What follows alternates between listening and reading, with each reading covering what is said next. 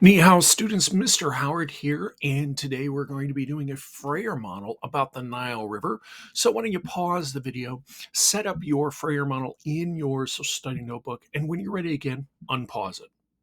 Welcome back. So let's go to it. We are going to be focusing on the importance of the Nile River in ancient Egypt. Let me get my pointer just to make it more dramatic.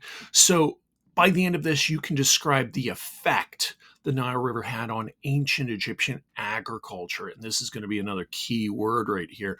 Maybe something you want to write down in your Frayer model in an appropriate location, like related words.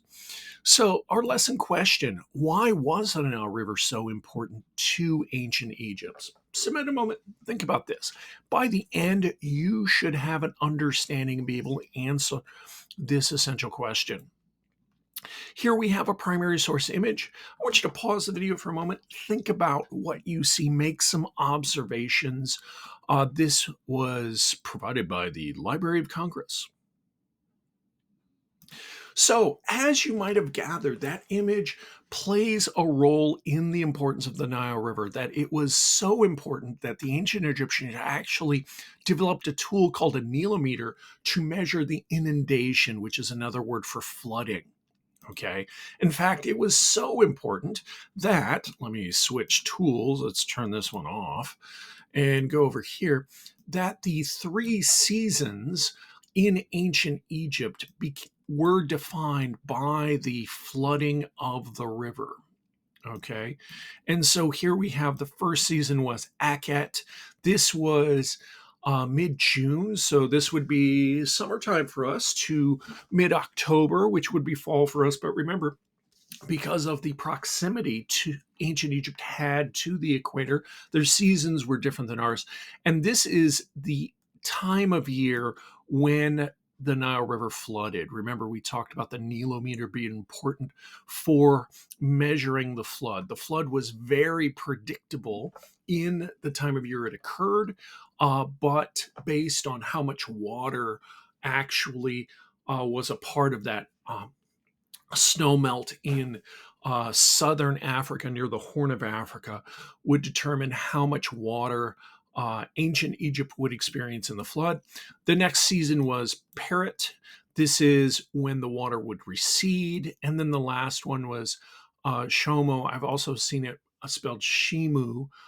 And this is the dry season. So because of Akhet, ancient Egyptians would be able to survive the dry season. I actually did some reading about this, and they were saying geologists, people that studied, no, it was geographers, people that studied the geography of the earth, the physical conditions of the earth, were saying that because of the flooding, because ancient Egypt experienced these three seasons, it led to some characteristics of civilization we're going to be learning more about later on, that if without this flooding, ancient Egypt would have been very similar to the Grand Canyon. All right. So, as I was saying, the season was determined based on the state of the river, but there was also another characteristic. It wasn't just that it flooded that affected Egyptian farming, which, kind of makes sense. The water would help hydrate the earth, the ground near the banks of the river, but it was also something else. And this can actually be seen in the name of the Nile River. The Nile River is not the Egyptian name. The Nile River comes from the Greek word Nilios, which means river valley. Okay, so let me get rid of all this stuff and let's get to the name the ancient Egyptians had. So here we have an artist's rendition of the three seasons Akhet, Perit, Shimu. What we need to get to, though, and it's going to be connected to the first season, but we're going to see kind of a cause and effect relationship where the first season is affecting the second season, which in turn leads to the third season when they're actually harvesting. Okay, so what does the name have to do this? Well, The ancient Egyptians called the Nile River not the Nile, but R or which means black. And it refers to a particular trait of the river, because it would begin with the snow melts and the rainfall up in the mountains farther south. There are really tall mountains, really, really far south. But in the springtime, there would be rainfall and it would wash this rich, dark sediment, okay, which would become a natural fertilizer. Okay, and this would be deposited along the banks of the river. So when we're looking up here to the river flooding, see all this right in here, it is depositing this fertile soil, which is going to then lead to, I need to get rid of some of this. So get back to this. So here we have the flooding, which is not just hydrating the soil, but along here it is depositing fertile soil, this rich, dark sediment, which putting nutrients back into the soil, which leads to successful harvest.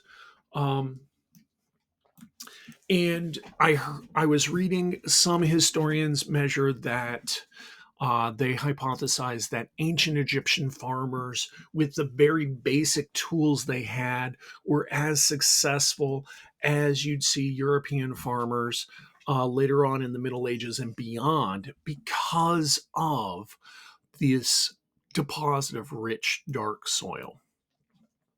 All right. So we already talked about water nutrients made the Nile River Valley productive. As I mentioned earlier, without this flooding and deposit of rich, dark sediment, uh, the Nile River Valley would have been very similar to the Grand Canyon. It would have been a dry river valley with had a river flowing through it, but it would not have been able to support the vibrant civilization that we're going to be learning about soon. Oops, let's get rid of that. So let's get back to it. Why was the Nile River Valley so important to the ancient Egyptians?